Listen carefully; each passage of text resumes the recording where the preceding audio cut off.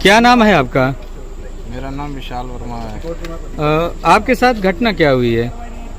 Sir मैं उत्तर प्रदेश ग्रामीण bank शाखा सदहा में बतौर शाखा प्रबंधक नियुक्त हूँ। यहाँ सदहा में? जी। फिर क्या हुआ? ये मेरे साथ आज ये घटना हुई है सर जी। क्योंकि एक लड़का है जिसका नाम आशीष विश्वकर्मा है।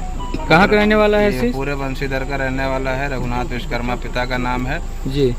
वो अपनी माता का लोन, कल्पना देवी माता का नाम है, उनका लोन कराने के लिए जी मुझसे संपर्क किया। जी।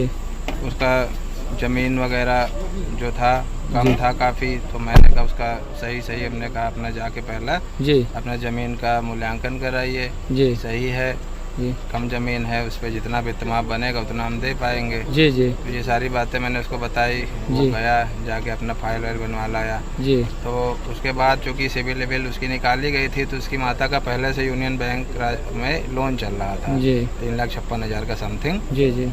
किसान क्रेडिट कार्ड उसका चल रहा है। हमने इस संबंध में बात करी अपने आरओ ऑफिस में बड़े अधिकारियों से। तो उन्होंने भी ये चीज़ मना किया कि किसी एक आदमी का 2 केसीसी नहीं हो सकता है। जी जी। तो मैंने उसको मना किया कि सर आपका लोन नहीं हो पाएगा जी, क्योंकि आपका लोन पहले से चल रहा है। जी जी।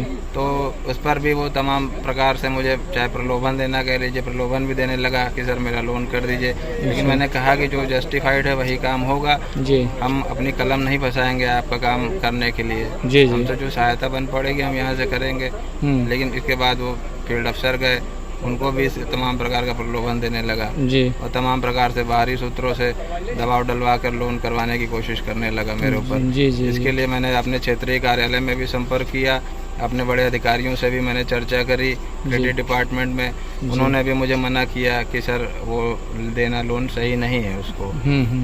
फिर शाम को उसके बाद जब मैंने उसको मना कर दिया तो शाम को बैंक में आया, मुझे तमाम प्रकार की उल्टी सीधी बातें बोलने लगा, उल्टे सीधे आरोप मेरे ऊपर लगाने लगा जो कि सही नहीं थे। मैंने उसको बोला, कहने लगा मैं कंप्लेन कर दूंगा। मैंने कहा आपको जहां कंप्लेन करनी है आप कर दीजिए जाके जी। ठीक है जी। उसके बाद ये सारी बात हो गई। उसके बाद मुझे गाली गलौज देता हुआ चैनल के बाहर निकल गया। इसकी सूचना पुलिस में नहीं दी जब इतना बैंक के अंदर? आज ही की घटना है, शाम की ही ये सब घटना आधा घंटा 45 मिनट के अंदर में हुआ। छमाही लेखाबंदी थी तो मैं व्यस्त था।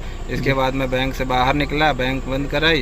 रास्ते में जाते समय एक जगह पेट्रोल टंकी से पहले एक जगह वो किनारे सड़क के खड़ा हुआ था, हाथ में एक बड़ा सा पत्थर लेके। जैसे ही मैं बगल से निकला उठा के उसने मेरे ऊपर वो पत्थर फेंका। पत्थर मेरे बगल से छूता हुआ निकल गया। फिर मैंने आगे जाके गाड़ी रोकी, पलट के देखा तो फिर उसने बाइक लेकर मुझे दौड़ाना शुरू किया। मुझे लगा कि अगर पत्थर फेंक के मारे हो सकता है उसके पास कोई धारदार हथियार या कोई कट्टा बंदूक रखा हो, जानलेवा हमला कर सकता है मेरे ऊपर। तो मैं ये सोच कर अपनी गाड़ी आगे बढ़ाया कि जाके आगे किसी पुलिस चौकी पे देख जाकर वहाँ कंप्लेन करूँगा।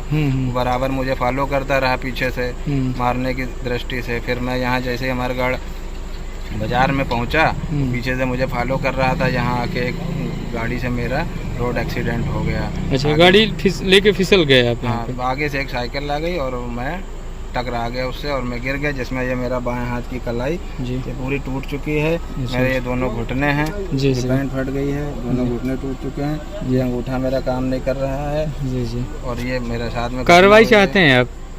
मैं सर यही चाहता हूँ कि भाई दोषी के खिलाफ कार्रवाई की जाए जी, क्योंकि यहाँ पे जान माल का खतरा है। हम सब घर परिवार तहरीर थाने पे दिए हैं आप देवसरा में?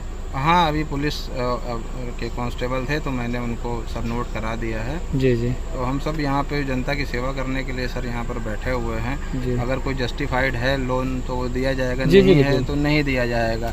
उसके लिए चाहे कोई तमाम प्रकार के प्रलोभन दे।